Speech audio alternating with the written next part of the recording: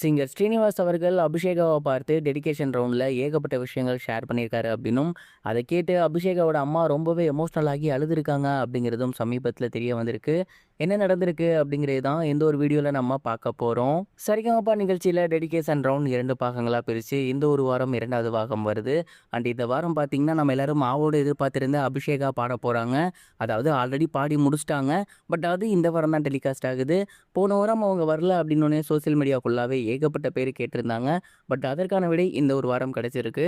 அபிஷேகா அவர்கள் பிள்ளை நிலா அப்படிங்கிற ரொம்பவே எமோஷ்னலான ஒரு மதர் சாங்கை தான் எடுத்து பாடியிருக்காங்க.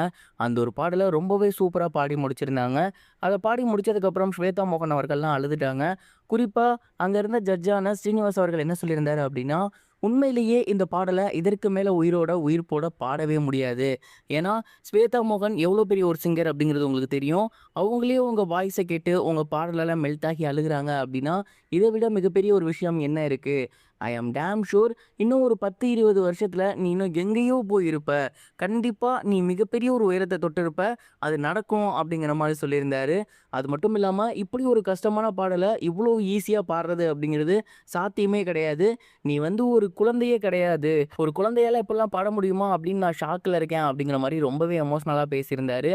அண்ட் அவங்களுக்கு கோல்டன் ஷவருமே கொடுத்துருந்தாங்க. இதெல்லாம் பார்த்து அங்கே இருந்த அம்மா, அதாவது அபிஷேகாவோட அம்மா ரொம்ப எமோஷ்னல் ஆகி அபிஷேகாவை கட்டி பிடிச்சி முத்தம் கொடுத்து பாச போராட்டமே நடந்திருந்துச்சு. ஸ்ரீனிவாஸ் அவர்கள் ஒவ்வொரு சீசனுமே யாராவது ஒருத்தருக்கு இந்த மாதிரியான ஒரு கமெண்ட்டை கொடுப்பாரு. அவங்க அந்த சீசனோட பெஸ்ட் சிங்கராக வந்திருப்பாங்க. இதற்கு முன்னாடி பார்த்தீங்கன்னா திவினேஷ்க்கு இந்த வார்த்தையை சொல்லியிருக்காரு. அந்த மாதிரி ஏகப்பட்ட பேருக்கு ஒவ்வொரு சீசன்லையும் சொல்லுவார். அந்த வகையில் இந்த சீசனில் அபிஷேகா அவர்கள் இப்படி ஒரு கமெண்ட்ஸை வாங்கியிருக்காங்க. கண்டிப்பாக அபிஷேகா ஃபியூச்சரில் மிகப்பெரிய ஒரு சிங்கராக வருவாங்கங்கிற நம்பிக்கை எனக்கு இருக்குது.